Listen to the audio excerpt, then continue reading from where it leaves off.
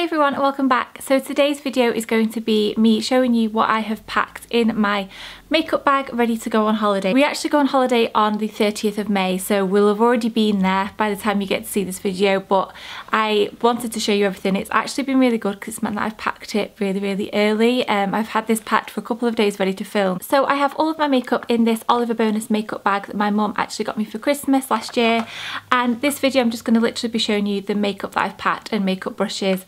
No toiletries or anything like that, it's just literally stuff that I've got to make my face look a little bit brighter while I'm out there. Because these are all sitting at the top, I'm going to go through makeup brushes first. So I've packed my beauty blender. I always travel with these.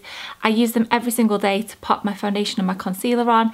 I find them really handy because they're easy to wash wherever you are, and it's the quickest way of applying stuff, and you can get like a sheer coverage if you want more of a sheer coverage, and you can build it up, so it just does everything. I don't know how I would pop my makeup on without a beauty blender, honestly. For powder, I'm going to be taking the Morphe G7 powder brush. It's my favourite powder brush. It just is the right density, the right shape. It's lasted really well. It's amazing for powder, honestly. My bronzer brush, which is my favourite one, again, this is the Zoeva 90 Luxe Grand powder brush, and I honestly have not found a bronzer brush that trumps this yet, and I think it's a dupe for a MAC one, but obviously Zoeva brushes come in a lot cheaper, and I really like it. It's the perfect shape just to get bronzer where you want it. I use this all the time. It's my go-to bronzer brush. Obviously, I feel like when you're on holiday you want products that you are like your favourite things, because you don't want to be kind of risking new things and new products. After saying that, I have got a couple of new products, but you kind of want your fail safes, and this is definitely that for me. For my blush brush, this has been one of my favourites the past month. This is the Morphe M530 brush.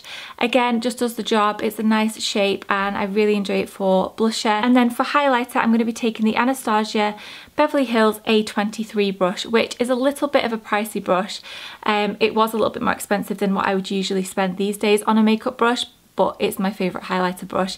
It's a really gorgeous shape, which means that you can place the product where you want it, but it also blends it out really beautifully as well. And this had a lot of hype on YouTube, and I can see why I really love that. Then the rest of them are eyeshadow brushes, so I'm taking 5 with me, which might seem excessive, but I like to have options. So I'm taking a flat brush. This I think is the MAC it's rubbed off, but is it the 232?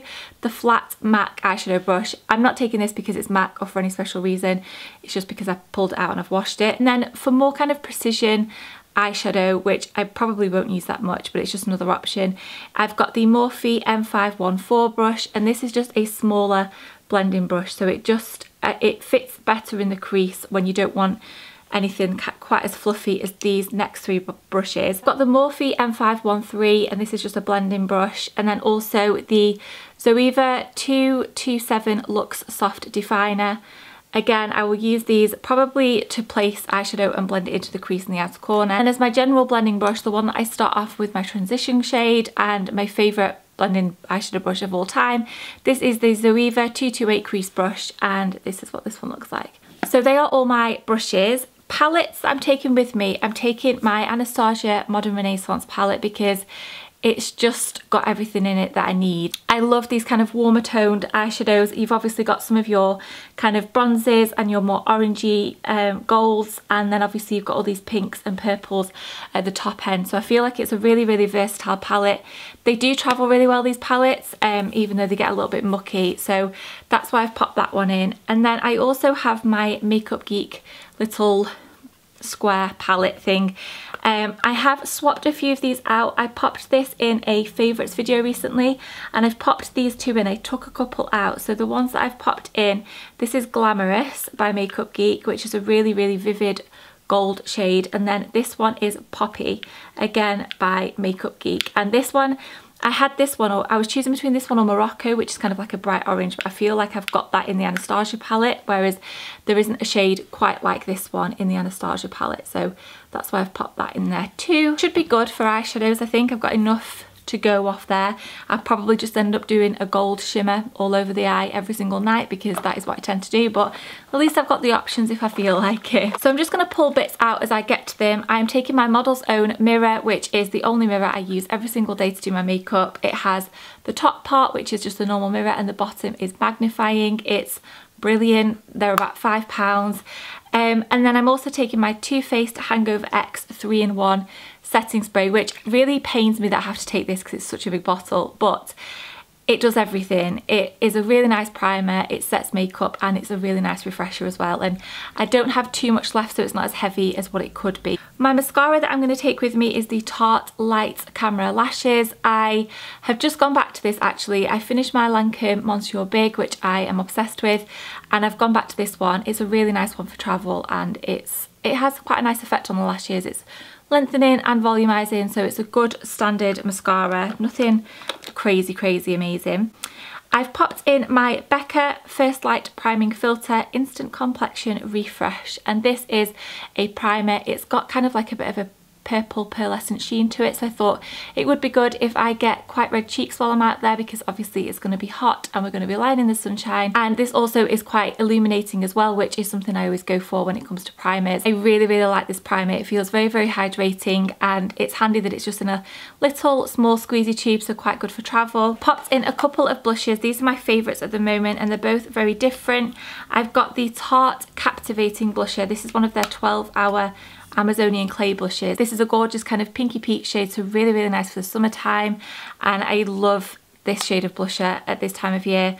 And then I've also got the Bare Minerals Gen Nude Blusher, and this is in the shade Let's Go Nude. More of a brown shade blusher, one that's a little bit more subtle. I'm actually wearing it today. I don't know if it's really picking up, but they're just two different shades, so I've got options if I want them. Bronzer, I'm taking my Hourglass Ambient Lighting Luminous Light bronzer. It's my absolute favourite. It's got a little bit of shimmer to it, so you just look really healthy and like you've been sun-kissed. This is a really nice one as well if I've not got too much makeup on. It just makes that little bit more of a difference. So if I don't fancy wearing eyeshadow or blusher and really going all out, this still has a really nice effect, and it can look subtle but also you can build it up too. For eyeshadow primer, this won't be a shock to any of you, it's the only one I ever use. This is the Pro Longwear MAC Paint Pot in Painterly. This is just a flesh toned eyeshadow primer. It's the only one I find that really works for me. I've tried others and it's the only one that makes eyeshadow last on my eyelids. Another little pot, this is my concealer that I'm taking out, and this is the NARS Matte Concealer, I believe it's called. This is in the shade Light to Vanilla, the soft matte concealer, and I've only used this a couple of times. This is a little bit of a risk for me because I'm not sure how this is going to be. I've used my Tarte Shape Tape for months and months, but I've used it a couple of times and I do really like it. I've heard it's nice for the warmer weather because it is that little bit of a thicker kind of harsher texture, if you will. It's not creamy, it's more kind of, I don't know, it's a bit harder to blend out, so in warmer weather it might last a little bit better. It's also got quite a nice coverage to it, so I can pop it over any blemishes and stuff if I need to. For powder, I've chosen my Charlotte Tilbury Airbrush Flawless Finish Powder, which I feel like I've spoken about a lot recently, but it really has been my favourite powder. I'm actually almost, well, I've hit pan, which is just, it feels like such an achievement when you're almost using up a product, especially makeup products. I don't go through them that quickly. I wear the shade Fair in this. It does add a little bit of coverage, so I'm tempted to pop in a translucent powder. I'm using one from Cover FX at the moment, which I really like. They're just very messy. It just depends, because obviously if I do get a bit of a tan, I don't want to be popping on a powder that is the wrong shade. I haven't thought about that. This is quite a good video because I'm reviewing what I've got in my makeup bag, and you'll see my thought process as we go. This is the IT Cosmetics CC cream, and this is a colour correcting full coverage cream, and it's got 50+ SPF in it, and this is the product that I've chosen to take as my base to go away with me. Again, a little bit risky. I've used it a couple of times and absolutely love it. I've got the shade Light. The shades aren't that great in this, I found.